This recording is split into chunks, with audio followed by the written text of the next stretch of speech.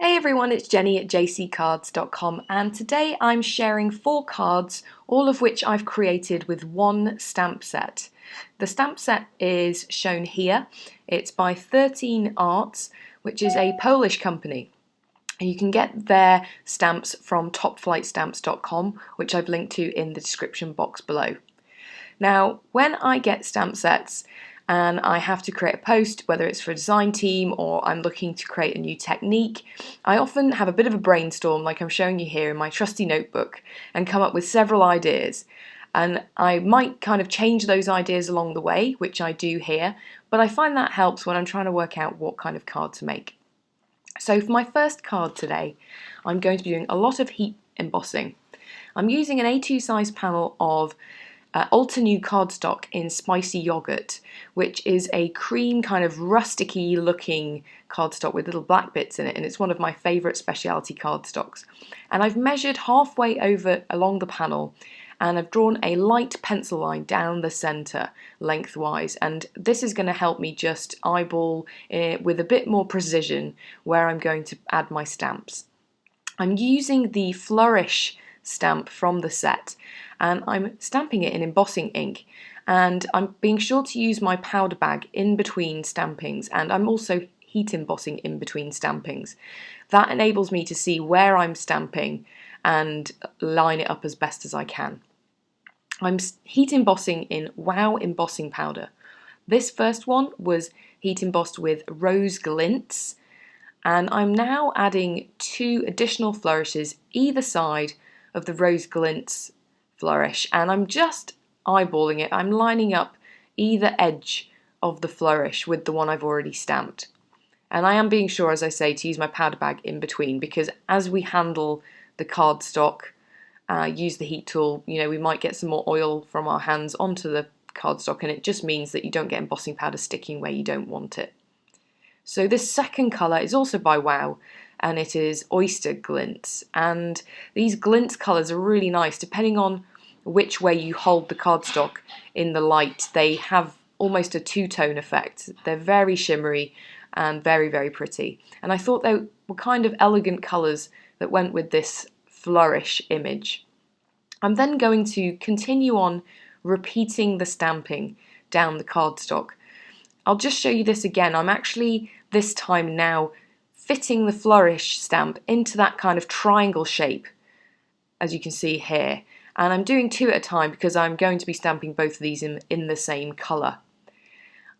My intention is basically to stamp the Rose Glintz down the centre and off the edges. So I do go back in, I'm not going to show you the whole thing, but I do go back in and just fill in the edges with the stamp as well. And here's the finished panel. I did trim it slightly so that I'm going to get a border when I have my finished card.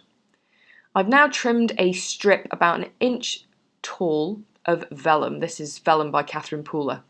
And I'm using my powder bag because we're going to do some more heat embossing. I'm using Primary Ebony by Wow. And I'm going to ink it up with embossing ink, and it does help if you have an acrylic block that has guidelines on it for this sentiment stamp from the set.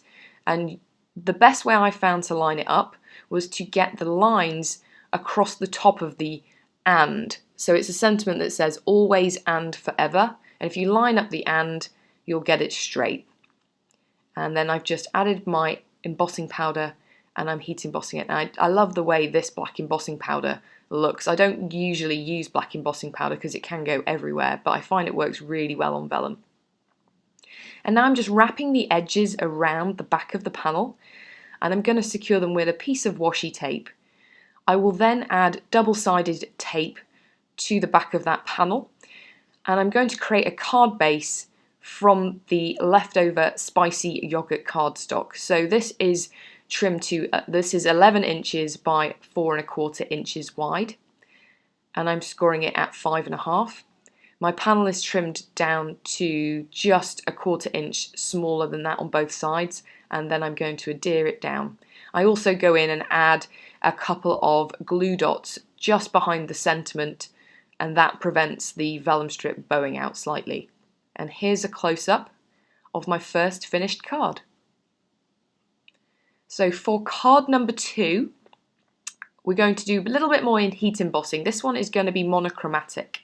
I've got two A2 size panels, one of black cardstock and one of white, and I'm placing them in my MISTI. You're going to need a stamp positioner for this technique. And I'm also using one of the corner pieces. This is the L-shaped corner piece that goes in the MISTI because I'm stamping off the edge, and I find that that helps keep the cardstock in position. And I'm using the rose stamp from the set, and I'm first inking it up in embossing ink. I've treated the panel with my powder tool, and I'm stamping the image slightly off the edge of the cardstock, and I'm going to be heating embossing it in Wow bright white opaque embossing powder. Now for this technique, it's important that both of the panels are exactly the same in terms of the position of the images. So we're going to be alternating between the black and the white panels. This has a couple of benefits. One, it does mean that the images will be in exactly the same place on the panels, and it also allows this black ink to dry in between stampings so you don't smear it everywhere, which I have been known to do from time to time. So I've removed the black panel, I've added in the white panel, and using the L-shaped corner positioner helps me line that up perfectly, and I'm stamping it in Midnight Black ink by Catherine Pooler. I am being sure to clean off the stamp every time I've stamped it in black, and that just makes sure that when I go to reposition the image, as you're going to see me do here, I'm not smearing ink. Even though it's black, it will attract embossing powder, and we don't want it to stick where we don't want it, so cleaning off the stamp before we reposition it helps prevent that. So I've moved the stamp to another position on the cardstock. I'm inking it up in embossing ink and then stamping it again, and then I'm going to heat emboss it again in the Wow opaque bright white embossing powder. And you can see I'm treating the panel with the powder bag every time I go to stamp, and that means that I'll get a nice crisp clean image every time. So I won't show stamping of the entire panel or panels, but I will show you once again. I'm inking up, I haven't moved the stamp, and I'm inking it up in the Midnight Black ink, stamping it down onto the white cardstock, and you'll see the panel looks exactly the same. And here are the two finished panels. You can see they're exactly the same, they're just negative versions of each other. I did notice one of my panels was slightly different sized, but actually in the end that didn't matter at all. However, I do recommend you have the panels being the exact same size. I'm now using my guillotine trimmer, and I'm lining it up with the top and bottom diagonal corners and trimming it down. So you will actually get 2 cards for the price of 1 with this technique. I'm only going to show you 1 card here, but it's a great technique for creating multiples and bulking up your stash of cards. So what I've done is I've created a top folding white card base, trimmed to the same size as the original black and white panels. And I'm making sure that the 2 pieces that I've trimmed there line up. So you can see I'm adhering them down just with some glue runner, which I'm applying all over the piece. You can go black on the top or white on the top, it doesn't really matter. There are also other ways to trim these cards. It doesn't necessarily have to be in the diagonal cut that I've done here, but I thought that would be the easiest way to show this technique. And then I'm adding glue runner to the white piece as well. And I'm just going to make sure that when I add it to the card base that I line up the images so you can see they overlap that diagonal line, and I'm lining up the edges of each image perfectly, and then I just trimmed off the excess of the white panel. Now I'm going to add the sentiment again, and I decided that I would ink it up in a bright pink just for a little pop of colour to this monochromatic card. So I'm using Be Mine by Catherine Pooler. And I fussed around with where to place the sentiment, but in the end I thought it'd be a bit different to go along the diagonal line, and my moving of the images had created, completely by accident, the perfect space to add it. If you cover up the whole panel, you can of course add a sentiment strip or vellum square or strip how we did but in the earlier card. And I added some pretty pink posh sequins to finish, and here's a close-up of the card. So card number 3 is probably the simplest of all. I wanted to do some layering of the stamp images. So when I saw this scripty stamp in the set. It just reminded me of scrapbooking a lot of the time when people start a panel for a scrapbook page. Scripty stamps like this often are one of the first things that I use just to add interest to the background. So with that in mind, I'm using Twilight ink, which is a pale grey ink, and that way, because it's paler, I can layer more images on top of the panel, and I don't need to kind of put any die cuts or anything like that. They'll show through in contrast to this pale grey ink. And also, similar to scrapbooking pages, whilst I stamped this scripty stamp three times towards the top right, I added a couple of stamps in a smaller kind of area down towards the bottom left, just to create a visual triangle. I'm now using the Flourish stamp again that you saw in the first card, and I've treated the panel with my powder bag and I'm inking it up in embossing ink, and then I'm going to emboss it with embossing glitter. This is Seaglass by Wow, and I wanted to add a pop of colour similar to the way we did with the pink in the second card, just something subtle that would go with the grey. And I'm stamping the Flourish 3 times and heat embossing it in Seaglass each time. You do have to be careful with embossing glitter not to overheat it because it can burn. So I'm doing it for a very brief period of time, and that is really subtle when you hold it in the light one way, and then the other way you can see how bright and shimmery it is. And for my third stamp, I've added it down towards the bottom over the grey script stamp. And again, that just creates a visual triangle that's pleasing to the eye, even though we only subconsciously realise that. Something I've learned off watching a multitude of other card videos. Now for the sentiment, I'm going with VersaMark ONYX black ink, which is a very crisp ink for fine images. And I've stamped it in the centre, just almost linking up the two stamped panel areas. I'm then affixing it onto some craft foam, and using double-sided tape I've added it to a panel of black cardstock before I then add it to my white card base and trimmed off the excess. And just to add a little bit of interest, I'm adding some Nuvo jewel drops. This is Morning Dew, which is a clear, when it dries it's clear. And then I'm also using Sea Breeze, which also dries translucent, but it has a slight tint of blue, which I thought would tie in well with the embossing glitter of the flourishes. And I felt it was still a little bit plain, so I'm just pushing my black ink pad down onto my craft mat, adding a little spritz of water, and then with a paintbrush mixing it up and adding a couple of splatters. I always overdo the splatters, and I was very, very careful not to do it this time because I wanted to keep this clean and simple. And here's a close-up of the finished card. In real life, that flourish is super sparkly. It looks really cool. So my final card, I was actually going to only do 3 cards. And then I showed the 3 cards to a couple of my crafty friends and the stamp set, and one of them said, oh, you could totally watercolour that image, meaning the floral image.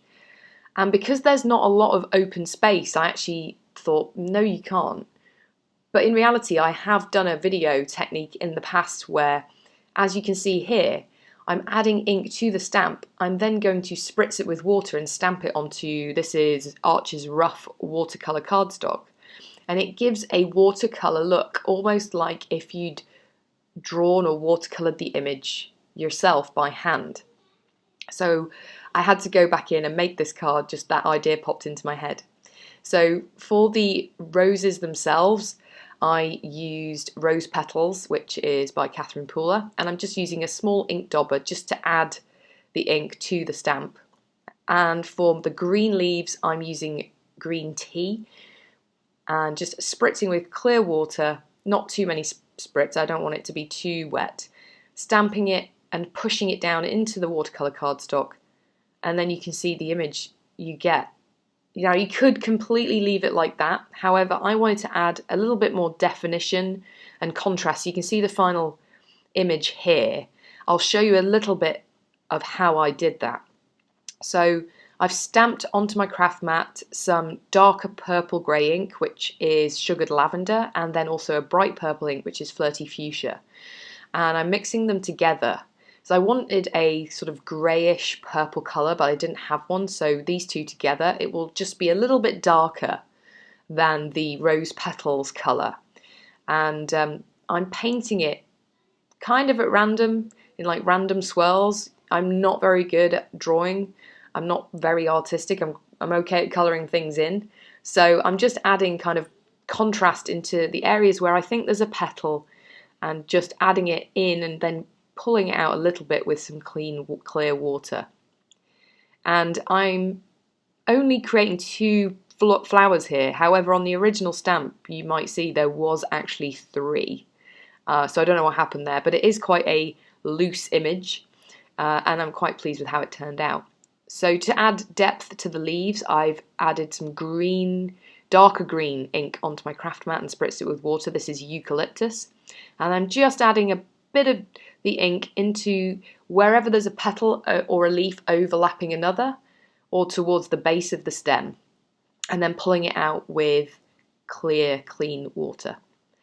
Now I still felt it was missing something, so I've come in with some pencils, and I won't show you the whole thing, but the process I followed was I used 3 different colours of coloured pencils, a dark purple, almost brown, a slightly lighter colour, and then a lighter colour again. Here I've only used the dark one. You saw me adding it just into some of the more shadowy areas, and I do off camera go in and add even more. I've also die cut this with a stitched rectangle die, and then I'm stamping the sentiment after I've dried off the image in embossing ink and heat embossing in an antique gold embossing powder. I've then added craft foam to the back and double-sided tape, and I'm popping it onto an A2 size white card base.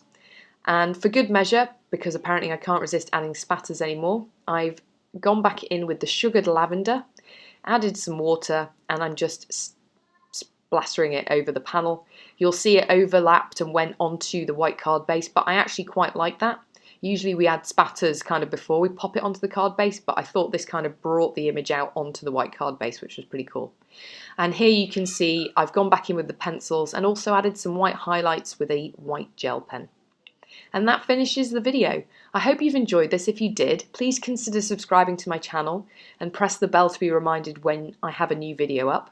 Here's a couple of other videos you might try. Have an awesome day. Bye.